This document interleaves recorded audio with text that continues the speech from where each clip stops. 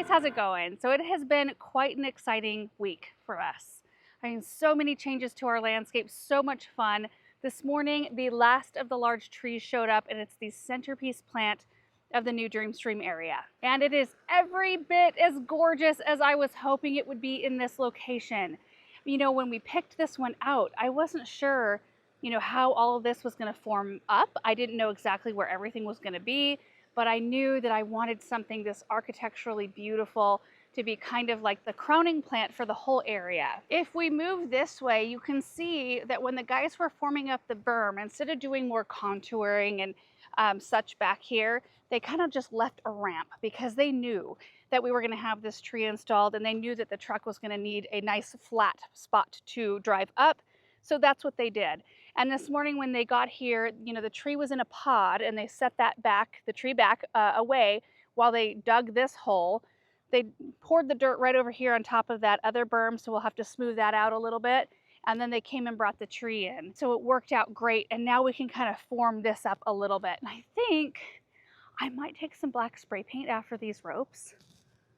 I don't think that'll hurt anything, and I think it'll make them disappear a little bit more, but it's phenomenal. This looks a lot like a couple of the other Norway spruce trees we've had installed up in the South Garden. So we were kind of hoping that this tree would show up sometime Saturday afternoon so that everybody could see it go in and get pictures, of the finished product with this big old tree, and we just couldn't swing it. We couldn't make it happen, but I'm sort of happy that it happened that way because I feel like had it shown up on Saturday, I might have made a hasty decision and I would have placed it a little bit too close to the top of the waterfall. And who knows, maybe I wouldn't have, but I feel like if it was placed here, which is kind of what my initial thought was, I think it would look too perched. Everything else around it, other than this tree right here, everything else is smaller and not mature. And I think if there was this great big giant thing right here, it might look a little bit silly. So placing it back a bit, I think was good. I'm really happy with that decision, and it also gave us the ability to pop something else right here, like maybe an icy blue colored evergreen. Because we've got a green here, we've got a green here, there's a green there, there's a whole bunch of green ones around, so it might be nice to have something blue here. The other thing I love about the placement of this tree is that you can see it from multiple different windows in our house, and you see it right in between kind of like the chicken coop area and the Hartley. So like right through here, you see this. It's amazing. So if we move this direction, you can sort of see how the view shifts. And we've got kind of a borrowed view of this blue spruce, which is great, but I would love to have something up here as well, another layer. I'm just so happy with it. And today what we're planning to do is I've got to shift a couple plants. When we were doing the planting portion of our project, it was going so fast and it was so frantic that a couple of the things I just need to shift a little bit. So we'll start with that. Then we've got some plants in the back of the gator that we had to dig out from the end of the wetland, the original wetlands, in order to, keep excavating. So we've just had those sitting aside, just bare root. So those need to be planted. And then we've got a crabapple over here that we want to get in the ground. And it's a gorgeous one. This is a red barren crabapple right here. They grow about 18 feet tall by 8 feet wide. These crab apples are persistent, so they don't fall. Usually the birds clean them up. Amazing fall and winter interest right here. And it's not super happy with us. It's a tiny bit wilted just because we've had it unearthed from all the mulch that we had it hilled in with. We initially brought it over here because I had intended to plant it right where this thunderhead pine went, and it just didn't look right. I ended up liking the pine a lot better right there. So unless we decide to maybe move it a little closer, I don't know. I kind of like it right there because even though those crab apples are persistent, you still might have a few of them fall. Like maybe if we had a weird freeze, or maybe if they for some reason held on all through the winter and then the new growth pushed them out in the spring, I don't want them falling into the water feature and possibly plugging anything up. So I think that's a really pretty spot for it. The red crab apples look really pretty with the blue spruce. Right here is one of our plants we need to shift. I have no idea why I placed it so dang close to that pine. Yeah, I mean, maybe because this is like a little trio, but I just need to scoot that out and tuck it right in on the other side of the rock. So not a big deal. And the other one is a similar situation. I think I put things too close together. The other thing is the grass right here. It looked like, not from this view necessarily, but from back here, it looked like this little grass needs to be moved over just a little bit. So this, like right in here. Out of everything that was put in the ground, I feel like that isn't too bad. having to just shift 2 plants over, that's easy, especially because all of this soil is so fluffy. And then here's what we've got to replant. These are 3 of the northern sea oats perennial grasses. They get these really pretty seed heads on them. They're usually quite a bit taller than this. So anyway, pretty straightforward. I think what I want to start with is getting the 3 grasses planted since the root balls are exposed. Then we'll work on the other grass and the dogwood.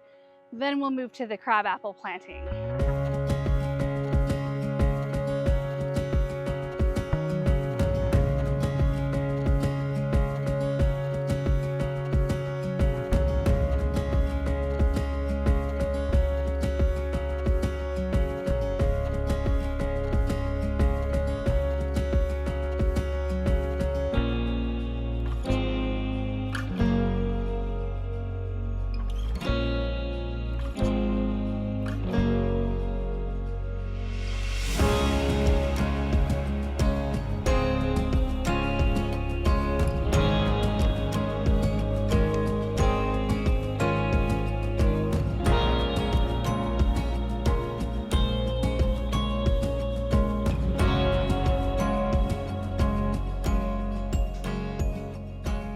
All right, well, we got our grasses in the ground and shifted the other 2 plants, got them all watered in, so we're ready to go over and plant that crabapple. Let me show you where these ended up. So the 3 northern sea oats right in this location, they usually get about 3 feet or so tall, a couple feet wide.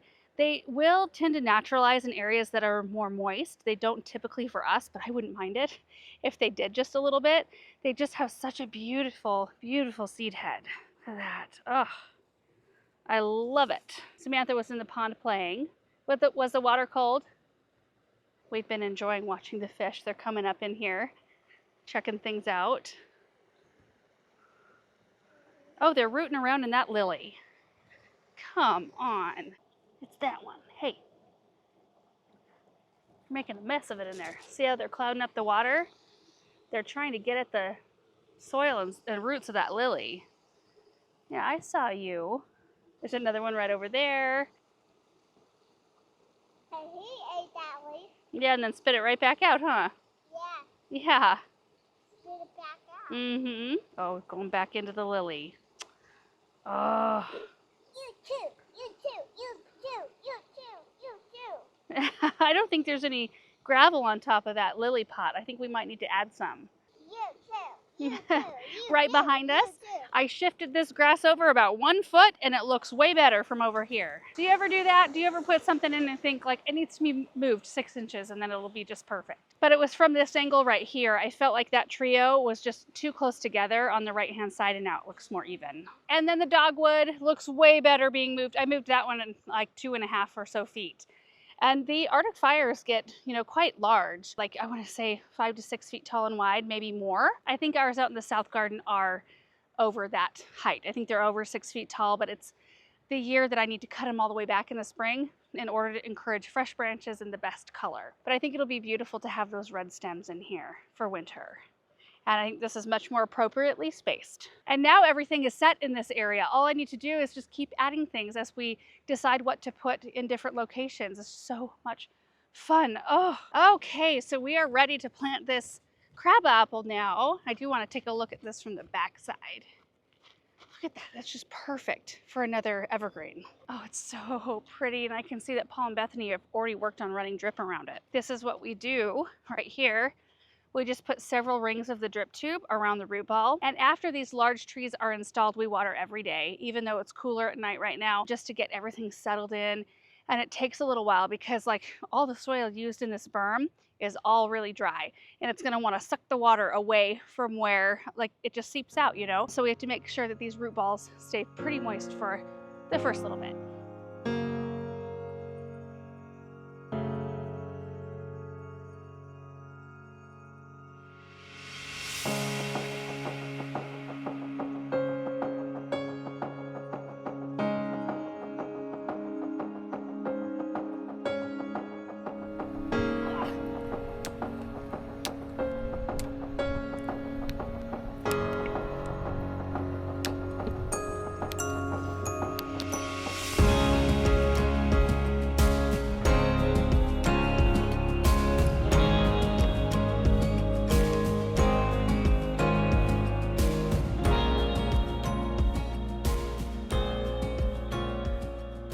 right, there is the red Baron crabapple planted, looking absolutely beautiful.